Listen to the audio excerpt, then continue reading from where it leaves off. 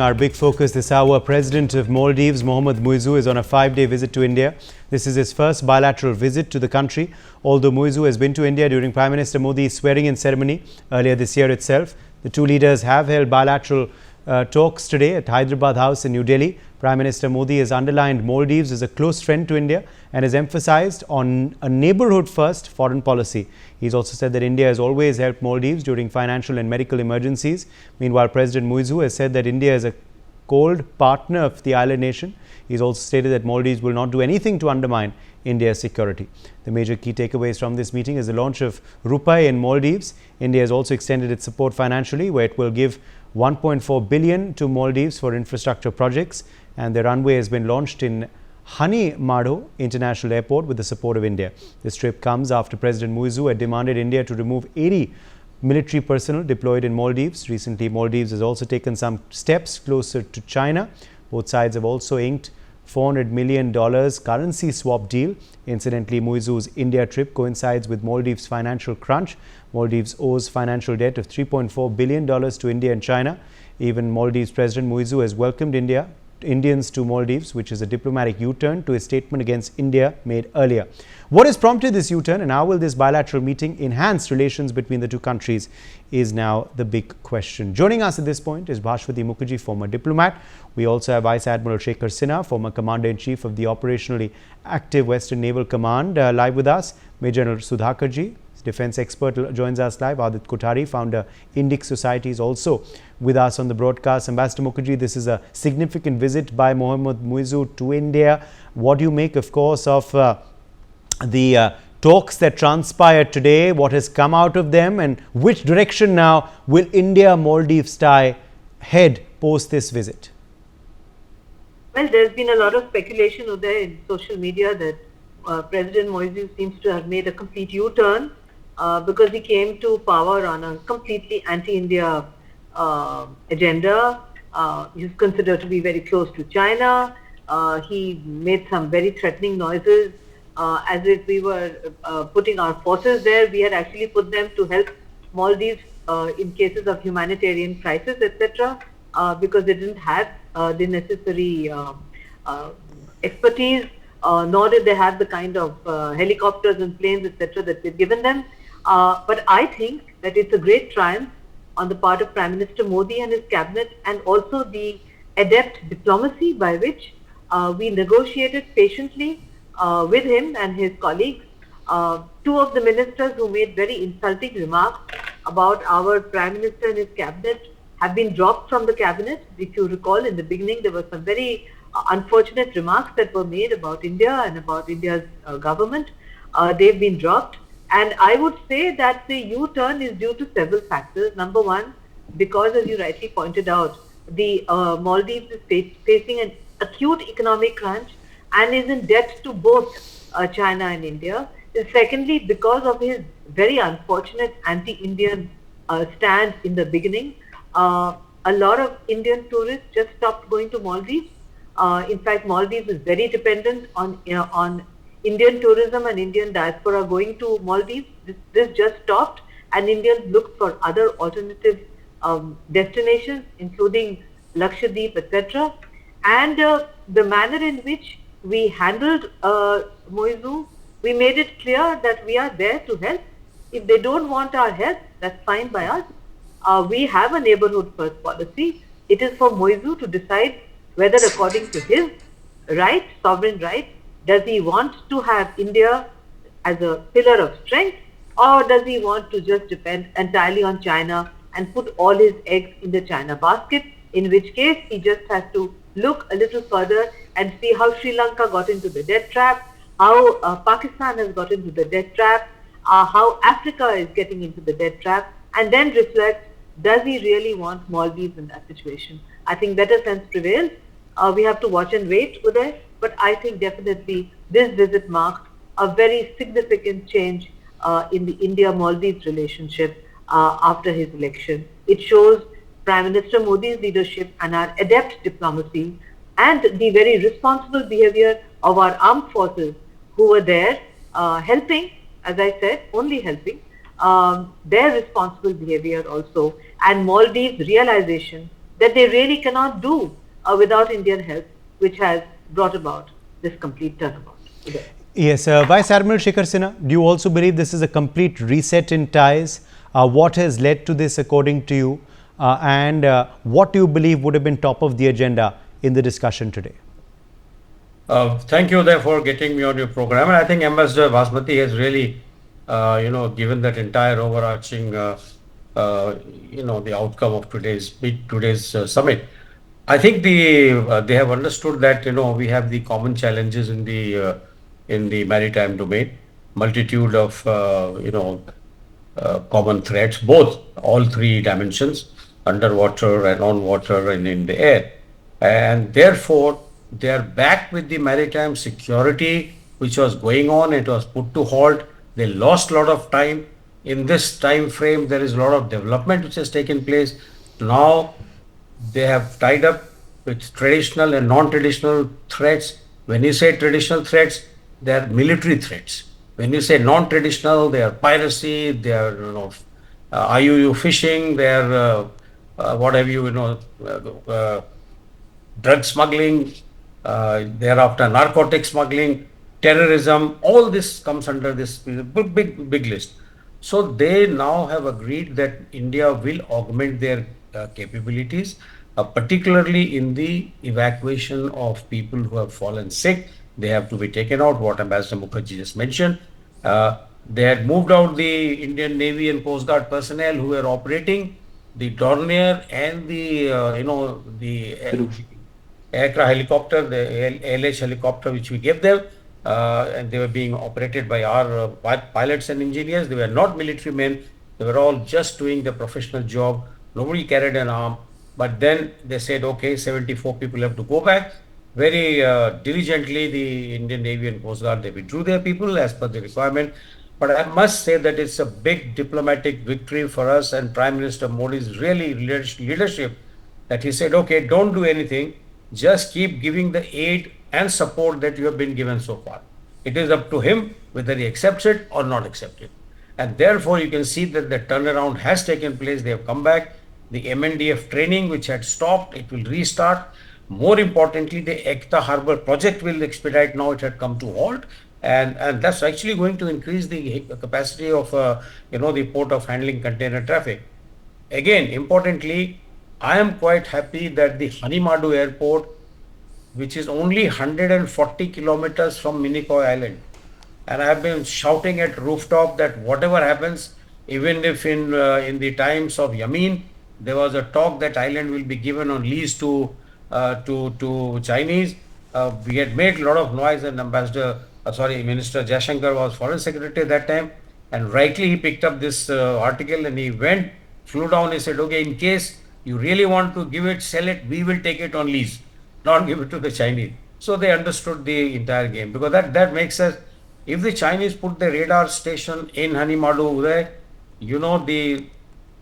the surveillance of that radar, the radius, will pick up every aerial activity in the entire southern peninsula of India, which has got massive strategic implication. So much massive implication that, it can impact our ability to react in first and second strike. So this is a very important thing which has happened. The completion has taken place. They have, they have inaugurated, the Prime Minister Modi has inaugurated the operations. It will be enlarged further and capacity will be increased. So there is going to be close cooperation of MNDF training, hydrography, capability building matters will be, addressed by India and Maldives jointly, disaster management response, risk mitigation, MOD building, which has been lying half complete, that will be completed by India is doing that. Then you are talking about training of policemen, upgrade the MNDF infrastructure, the maritime domain awareness infrastructure, which will mean the radar stations which were being put, they will be put back because they will be taken on a common grid. Even their participation on the Colombo Security Conclave had come to halt.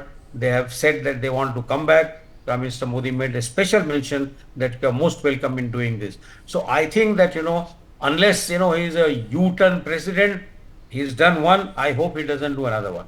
But that will be bad for people of Maldives, not so much for the country, but people of Maldives. The runway being built enhance the common maritime security and civil infrastructure, together. And I think that there is going to be fairly want to make a safe and secure Indian Ocean region, and people to people relation, number of flights are going to increase. Few more islands have been identified where airports will be built by India. So overall, I would say that it's a very good change, and I must say it's a very deft diplomacy by our, Minister of External Affairs, and the whole lot of diplomats who are working.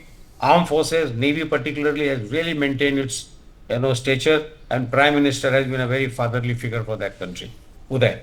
Yes, General Sudhakarji, what at the end of the day has led to this reset in ties? It is for the betterment, of course, of Maldives. It's also for the good of India. I think Maldives has understood that. But what actually led to this reset over the last, few months? Also, General Sudhakarji, which way are India-Maldives ties headed? What do you believe was stressed on in the bilateral meeting today between Prime Minister Modi and President Muizzu?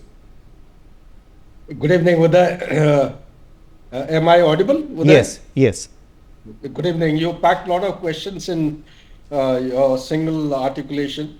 Firstly, let me compliment the previous very distinguished four panelists. They deserve to have each one of them the last say on the subject. But with reference to the points that you have highlighted in the question, allow me to dilate a couple of issues which merit relevance and focus. It's a very good, fantastic achievement as far as the Indian diplomats are concerned. Political dispensation, leadership, timely intervention, timely maneuvering, and most important is strategic patience. I think our Honorable Prime Minister deserves all the kudos, so as the Minister of External Affairs. The entire criticality has been handled with a lot of deftness and care. Because Maldives is so strategically important that it simply, India as a nation, as a growing nation, cannot afford to ignore the importance and treat it otherwise. So having said that, a perspective which I wish to add is that we need to look at Maldives by virtue of the proximity, by virtue of being a geographically strategically located nation, an island which is submerging at the fastest rate in the world over. They say by 2050, almost more than 80% of the island will be beyond habitation. People will not be able to live. Also look at it from the perspective of the speed at which radicalization is taking place in Maldives. That is almost about 60 to 70% population. They go for a periodic reorientation class or exposure in madrasa in Pakistan. Got to keep that in mind. Also, it is a hotbed for ISIS and Al-Qaeda. This has to be kept in mind. So by virtue of the proximity, we need to actually factor in this and analyze what implications will it have on India. Also look at the same time that close to Malé, about 50 kilometers away, there is a big island which has been rented or been given to China for development of the island, multiple kinds of infrastructure. And mind you, this is all in addition to what China had successfully completed by 2014 as part of its BRI project. Also keep in mind that in the year 2021-23, between 21 to 23, at some point in time, there are almost close to 260 civilian fishing boats of China, which had been spotted in and around Maldives. On inquiry by open media journalists, it was revealed that the ships had come there, or the fishing boats, for fishing purpose. They used to actually fish, harvest the fish, dry them up, and thereafter send them to the mainland of China. So these are the few developments that one has to keep in mind. My take on the whole issue is that we need to exercise caution and continue with our effort of winning Maldives over permanently. I know it's a very tall order, it will be very difficult to achieve, but that is what our high-end objective has to be. And if you look at Maldives and Sri Lanka, they are not too very far apart. Maldives is nearest distance from our coastline is around 460 kilometers from Kochi, and Sri Lanka is not that far.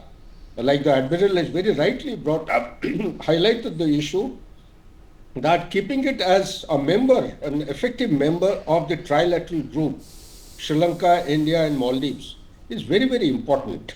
Becoming a defined member, despite being a signatory, was actually, casting lots of dangers as far as the Indian maritime security was concerned. So that's a very landmark achievement, which I would say, and we must make an effort. A person who can make a U-turn in no time is also capable of making a U-turn subsequently in the other direction. Like there is an old saying in the armed forces, respect all, suspect all, inspect all. As far as the Maldives is concerned, we have to be extra careful. Let's not celebrate prematurely. It's a very good development, welcome development taking place, but we need to do hard bargaining and hard talks with the political leadership.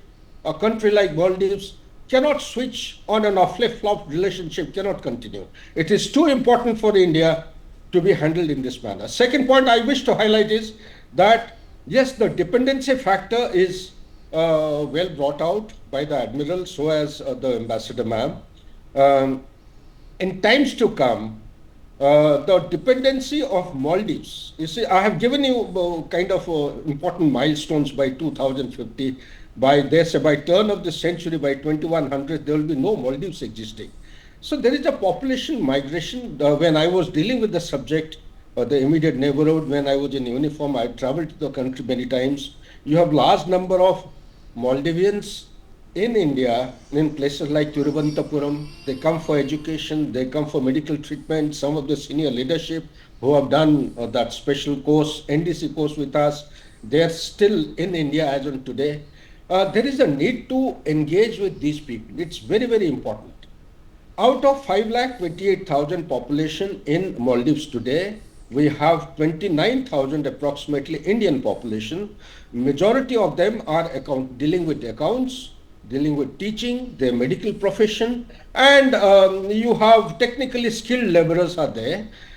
We need to keep the Indian diaspora engaged as far as our leadership is concerned. Whenever anybody visits Maldives, make it a point to visit our Indian diaspora. There has to be a constant kind of engagement with our own people. Also, whether it is opposition or the ruling dispensation in Maldives, I personally feel in 21st century, you cannot have a permanent friend, or international relations did not have a permanent friend or a permanent enemy.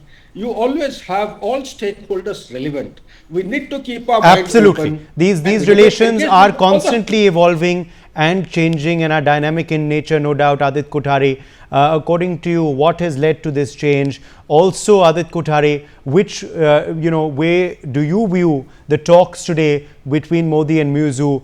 Do you believe the reset in ties is now complete? And where do you see things headed? Also, how strategic is this relation with Maldives for India? What should be our perspective on ties between Maldives and us? Thanks for having me, Udaji. So I think this was sometime around last year when Muizzu, was making his first trip to Turkey, his first state visit.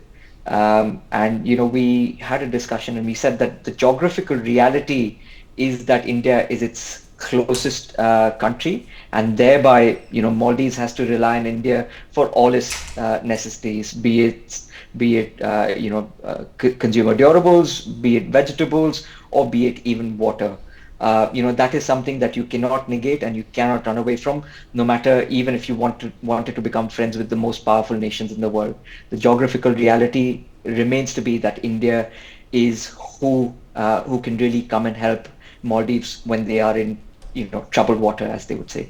Coming into what has transpired from this particular state visit, I think India has been able to handle the Maldivian situation with extremely great maturity.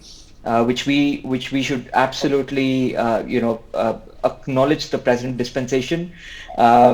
Despite all of the angst against the present dispensation, which has been elected into power in Maldives, and the kind of animosity that they demonstrated with the India Out campaign, the way we've been able to handle this diplomatically demonstrates how serious we are with our vision about the Sagar project in its entirety. It charters a whole new framework from that perspective. But we also need to remember that this particular rebalancing act with India, as everybody mentioned before me, needs to be viewed with a bit of a circumspection. I think we need to understand that if Muizzu has been able to U-turn or make his stance known differently at this point, he is always capable of going back on his words as well, especially when we are trying to dehyphenate his election rhetorics of India Out versus the political reality of what he's trying to achieve now. But at the end of the day, 70% of Maldivian debt is owed to the Chinese, and it shouldn't come to a point where India becomes that particular country where we service the Chinese debt of another country again and again without being able to extract concrete interests for ourselves, which happens to be seen with the Sri Lankan issue, for example. So enough of carrots is what we've given. I think it's time that we should start using the stick as well. So India needs to ensure that all its strategic interests, all its strategic extractions are being looked into, and I'm fairly sure that this government has those issues right up in its task list and its to-do list. Udayji. All right, let's quickly go back across then to Ambassador Mukherjee as well. Ambassador Mukherjee, what direction forward now have relations with the Maldives taken? Also, which aspect of relations do you believe were, the focus of the meeting today? Do you also believe, as far as, of course, the geopolitical outlook that India has, Maldives is completely on the same page now? I think Maldives has decided to do a balancing act between India and China. It's in their core national interest. We have no issue with that. We don't want to play big brother to any neighbor. We are a big country, but we don't play big brother. It's for the Maldivians to decide. I think economic issues were right on top of the agenda. There were also discussions with regard to developments in India's immediate neighborhood, which are also of concern to the Maldives. Maldives would like to attract many more tourists. If the Maldives would request us to send back some of our colleagues in the Navy at some point to provide help and assistance, we would examine that. But we would never put ourselves in a situation where we would be humiliated the way we were humiliated in the beginning. If they are genuine about wanting Indian help, we would probably then sign an agreement with them, like an MOU, for a specific period of time, so that it's very clear that we are doing it at their request, and they are there for a specific period of time. And if they want the MOU to be extended, it's for them to say so. That is, I think, how in future we are going to do business with the Maldives. But definitely it's a turning point because Maldives has realized on its own that it has core interests with India, which China cannot fill. It's close to India and it has a very important strategic position in the Indo-Pacific. That is of great interest to us also from the perspective of the Indo-Pacific, from the perspective of in case there are tensions in the Indo-Pacific, Maldives should also understand that if there are tensions and it is too close to China, it could be drawn into a one-sided conflict against the West. Is that what Maldives wants? A small little country so dependent on tourism and so dependent on international aid? I don't think they want that. So I am quite optimistic that they will continue to do the balancing act, which actually they should have done right from the beginning, but it's never too late. I'm glad that this visit has taken place. It's good for Maldives and it's good for India today. Yes. Okay. Let's start getting closing comments then. Vice Admiral Shekhar Sinha, your quick closing comment on, of course, the way forward for relations between the two countries, and also, more in particular, Vice Admiral Sinha, do you also see a balancing act being effected by Maldives, or do you believe that now they are on the same page as India, looking ahead at our geopolitical viewpoint of the world as well, and also perhaps it's a financial crisis as well that has led to that? Well, there are two, three things. One you have mentioned. Secondly, 2 points which, in my own analysis, I think the happenings in Bangladesh, and that was followed by the briefing by their Chief of Defense Staff to the President, saying that how secure are we? And he said that, we are not secured if we don't have India supporting us. And he said that he wished to visit India. He has not been to India for a long time. He made an official visit.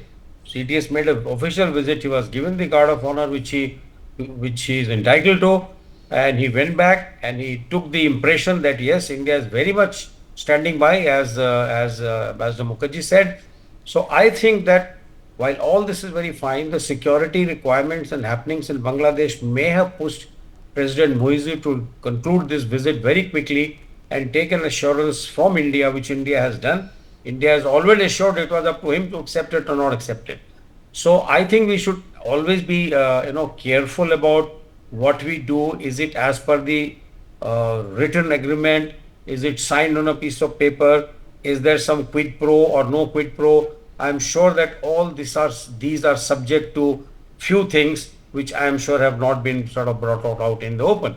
So I think that while we exercise caution, but whatever has happened, I think it is good, and it has pushed to my mind the CDS input that they are only secured if they have India with them. And second one, what happened in Bangladesh, it actually worried Mr. Muizzu, and they thought it was time for him to come and visit and mend his ways. So I think that trajectory is fine, and we'll have to see over the next 1-2 years how it goes. I just want to bring one political issue here. Muizzu's own party is a small party in the coalition which is actually headed by Yamin. Because Yamin could not fight an election because he was in jail, he chose this guy. So actually speaking, I had mentioned in an article long back that he will ditch him at the slightest of opportunity, because the slogan is by Mr. Yamin, which he was pushing to win the election. It is not his slogan. So this we should be very clear about. And we had mentioned this, I think, in your own program, that my own sense is that time will come when he will realize that India out should be followed by India in very quickly. So I think that time has come, and I am quite certain that the good sense has prevailed, and it will go in trajectory northwards. Uday. For more such videos, subscribe to the NewsX YouTube channel, hit the bell icon.